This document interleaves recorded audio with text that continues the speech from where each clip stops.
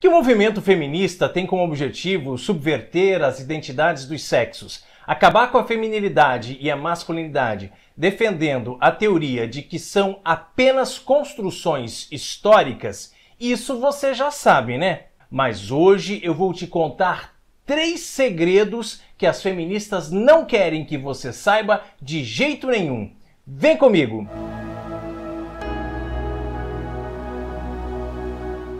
Vinde, ó Deus, em meu auxílio, socorrei-me sem demora. Feministas acusam a Igreja Católica de opressão. Você concorda que a Igreja Católica oprime as mulheres?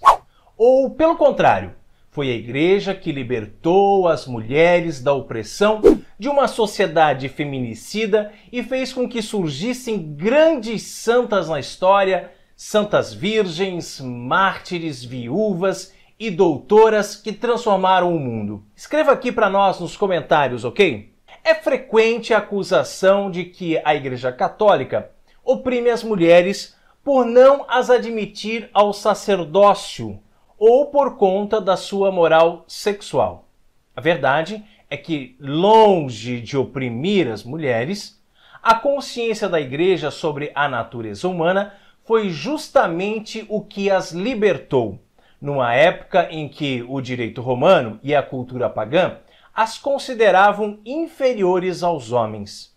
Estes tinham direito de propriedade sobre esposas e filhos, podendo dispor de suas vidas como bem quisessem.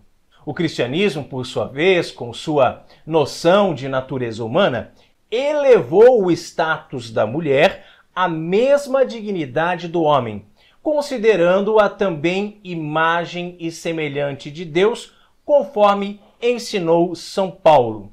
Não há mais judeu ou grego, escravo ou livre, homem ou mulher, pois todos vós sois um só em Cristo Jesus. Essa novidade do cristianismo foi decisiva para o fenômeno das conversões entre as mulheres na igreja primitiva. A mulher cristã desfrutava de segurança e igualdade conjugal bem maiores do que as mulheres pagãs.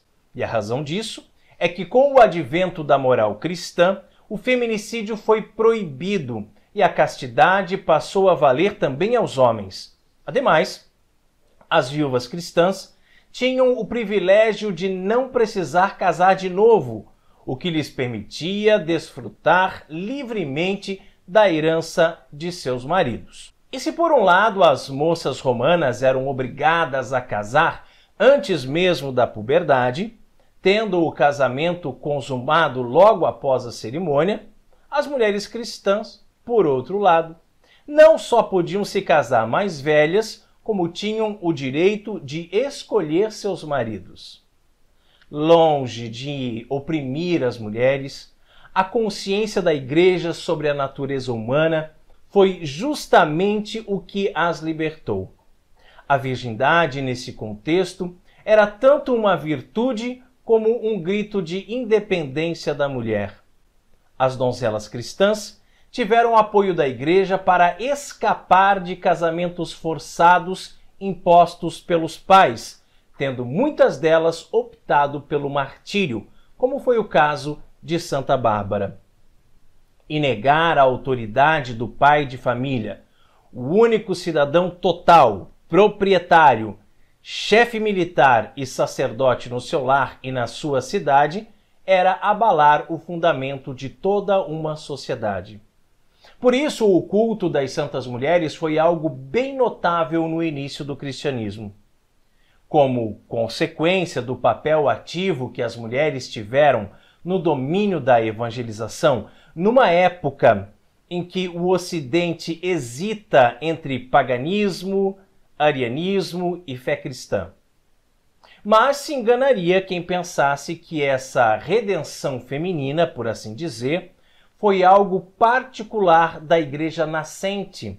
Na verdade, o apogeu corresponderia à Idade Feudal, o século X, até o fim do século XIII, período em que as mulheres exerceram, então, uma influência incontestável. Um grande exemplo é o da santa religiosa Hildegarda de Bingen. Ela exerceu tal influência sobre o seu mundo que recebeu do próprio Papa Eugênio III a autorização para sair do claustro e pregar publicamente a vida mística e a doutrina cristã. Mosteiros masculinos e femininos acorriam a ela para pedir conselhos espirituais ou de outra natureza, dada a familiaridade da santa em assuntos de medicina, ciências naturais e inclusive música. Podemos aludir ainda a uma Santa Catarina de Sena, analfabeta, pobre, humilde, mas de grande sabedoria, a quem o Papa Gregório XI confiou missões diplomáticas num tempo de severa crise social e eclesiástica. Ou a querela entre Henrique VIII e a Santa Sé, quando esta se colocou ao lado de Catarina de Aragão e não do infeliz monarca, como provas de que a fé católica jamais teve qualquer inclinação contra as mulheres. O declínio social da mulher só aconteceu na modernidade, quando esta mesma igreja foi posta de lado, de escanteio, para dar lugar à Revolução Protestante, com a abolição do culto à Virgem Maria e ao paganismo renascentista com o culto ao corpo. Tão logo foi suprimida a autoridade da igreja, a postura do marido em relação à mulher tendeu a retornar ao ideal pagão do mestre e do dono em lugar de um afetuoso amigo, companheiro e protetor.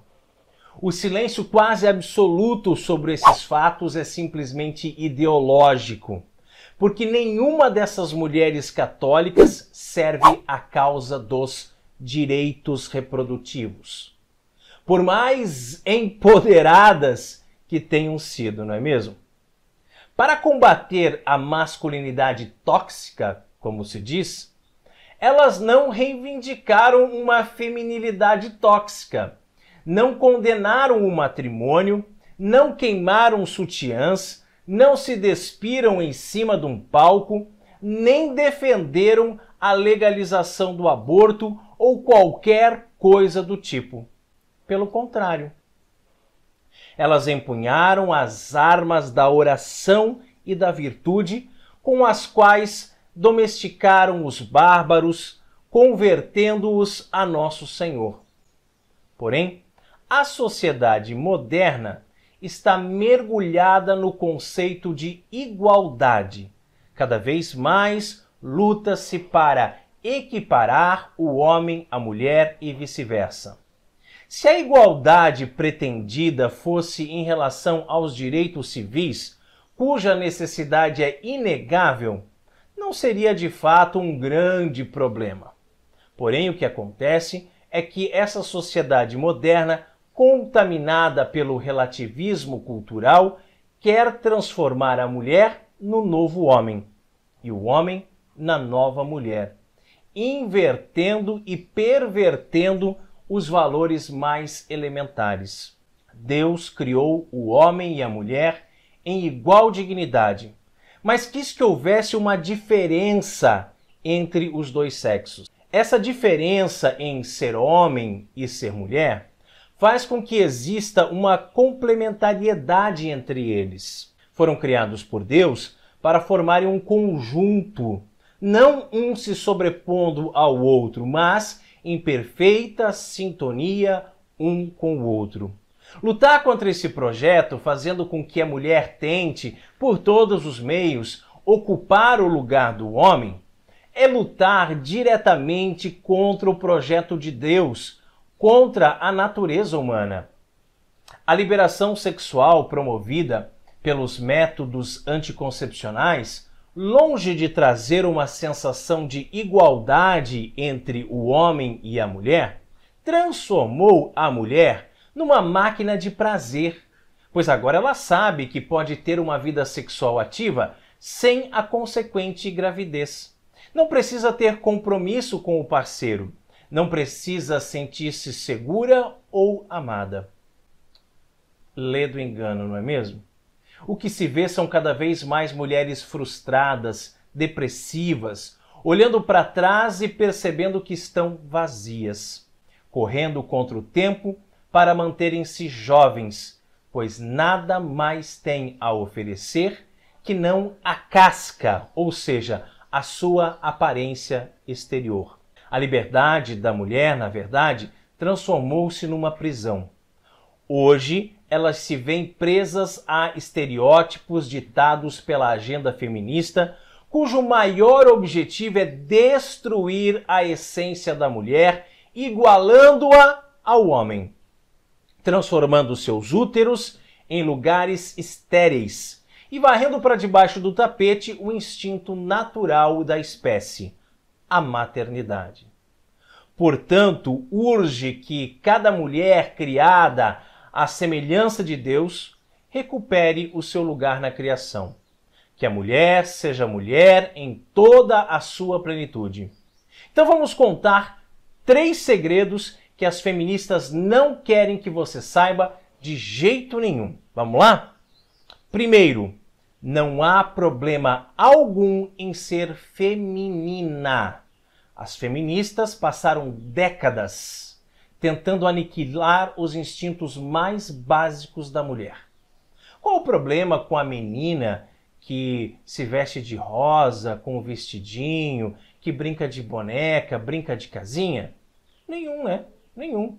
Ela tem um instinto natural de maternidade, de cuidar dos filhos e da casa e de se arrumar como mulher. Mas as feministas veem nisso tudo um tremendo absurdo e querem fazer com que as mulheres repudiem os seus instintos mais profundos, criando algo totalmente antinatural. Segundo segredo, as feministas querem que você busque uma carreira só para que possam usá-la na promoção da própria agenda feminista. Na busca das feministas pelo poder e autonomia das mulheres, é conveniente que elas tenham o maior número possível de mulheres no trabalho. Isso permite que elas insistam em sua busca fantasiosa pela imposição da paridade salarial ou mesmo pelo domínio feminino nas instituições e profissões. Além disso, quanto maior for o número de mulheres no mercado de trabalho, maior será o número de futuras candidatas aos postos de chefia. As feministas não se importam com você, não. Elas apenas querem usá-la como bucha de canhão em sua tentativa de quebrar telhados de vidro. É óbvio que as mulheres podem contribuir, e de fato o fazem, grandemente para a vida pública. Mas as carreiras precisam servir à vocação. Se invertermos as prioridades, a carreira fará desviar da vocação. Terceiro segredo. A maternidade é um caminho nobre e honroso na vida. O meu conselho sobre carreira profissional é o seguinte: você é chamada a algo muito maior que uma simples carreira. Se você tiver vocação para a vida religiosa, por exemplo, descubra onde essa vocação se desenvolverá. Se você ficar em casa de braços cruzados, não chegará a lugar algum.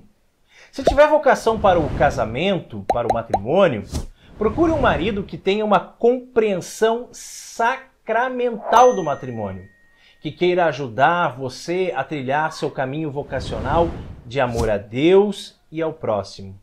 Tanto na vocação religiosa como na vocação ao matrimônio, existe uma fecundidade, uma maternidade, que pode ser física, no caso do matrimônio, ou espiritual, no caso da vida consagrada.